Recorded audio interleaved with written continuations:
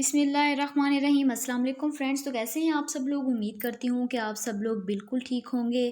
Drama serial نند کی next episode میں کیا ہونے جا رہا ہے وہ میں آج آپ لوگوں کو بتاؤں گی۔ سب سے پہلے تو میں جو پچھلی ایپیسوڈ کے بارے میں آپ لوگوں کو بتاتی ہوں کہ ڈرامہ سیریل نند میں آپ نے دیکھا کہ آخر گوہر اپنے مقصد میں کامیاب ہو ہی جاتی ہے، وہ اپنے پلان میں کامیاب ہو جاتی ہے اور رابی کے بچے کو مار دیتی ہے۔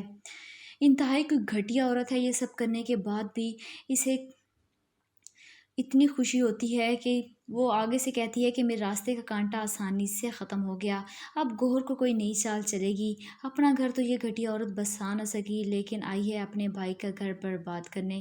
آگے آپ لوگ دیکھیں گے کہ اس عورت کا انجام بہت ہی برا ہونے والا ہے۔